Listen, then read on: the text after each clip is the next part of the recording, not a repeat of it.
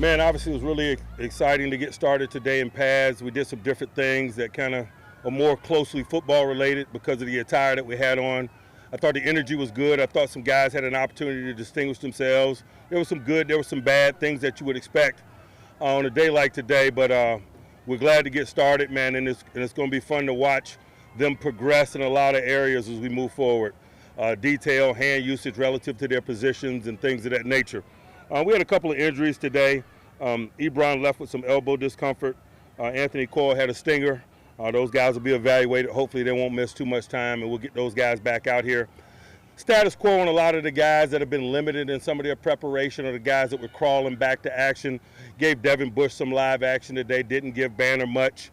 Stephon Tuitt and others. We'll continue to work those and ease those guys back into the process, but it's not necessarily about those guys or about their lack of participation for us. It's about the increased opportunities for the guys that we know less about. And so we're really focused on some guys getting quality reps. Chooks not working gives Dan Moore an opportunity to really get some good snaps versus the guy that's been around a little bit, like Alex Highsmith, for example, over there on the left side of the offensive line. And so that's kind of been our focus. Again, really excited about continuing this process of getting familiar with some of these new guys and some of these guys that will be playing for us in the stadium in Canton here in a very short period of time. Questions? Mike, is the backer-on-backers drill one of the most telling drills that you see, and what do you learn? I think probably the most significant drill that we see is one that we'll run next time when we're in pads, tight ends versus outside linebackers in the run blocking. That end of the line, that ability to control the end of the line or set an edge on defense, I think is more revealing than any other little compartmental drill that we do. Obviously, the backs on backers is important because it's more of an attitude drill. It's an opportunity to get to know some of these people. I think we all saw that, Najee likes competition, and he doesn't run away from it, he runs to it. And that was something about the drill that was exciting from my perspective today. Speaking of that, looking at Najee, struggled the first 3 reps against Marcus Allen, and then I would disagree with that. well, then coming back against your words, not mine. I won't say that. Yeah. But then it looked like he got stronger as the drill went on. Is that what you expected to see out of a guy like that? His demeanor was telling. It was exciting that he had an appetite for that action. Do you have a 6, Mike? I'm not keeping score, man. We got a lot of snaps ahead of us. Any other young guys stand out in that drill?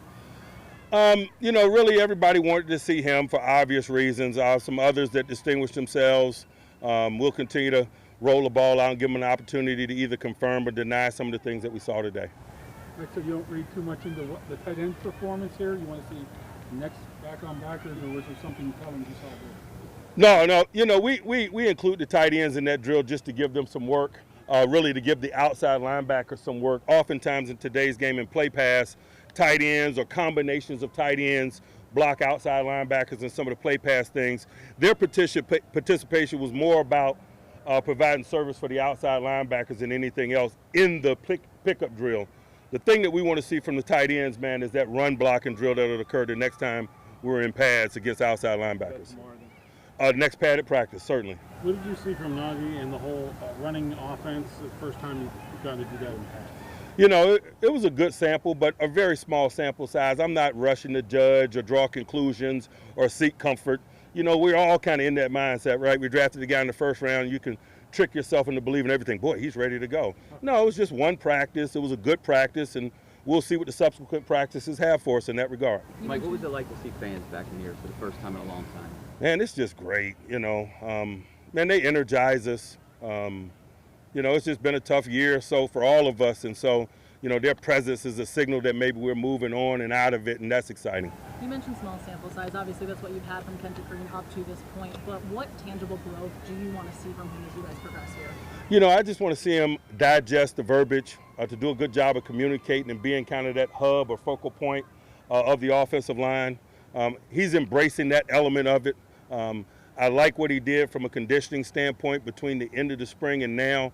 You could see he's one of the guys that took a step that month or so away from us, man. He really spent that time in the right areas, and it should be continually beneficial for him as we continue through the process. Mike, a lot of different offensive linemen showed well today. How open is that competition? A lot of these guys weren't numbers that were usually. Let's be clear. All positions are open. Somebody makes enough plays out here, we're going to believe them. particularly as we get into preseason games and we get an opportunity to play those 4 preseason games.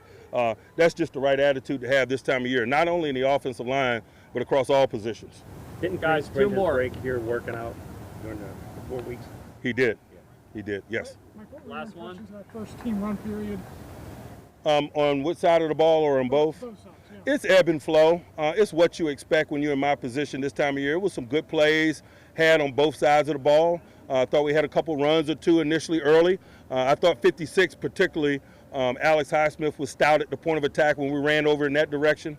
But again, he was playing against a younger guy whose first exposure to the drill because we didn't have Chooks in there. So you can paint with a broad brush and tell whatever story you want to tell this time of year. I'm just going to keep snapping the ball and let those guys reveal to us who and what they are. All right, thanks, Coach. Thanks.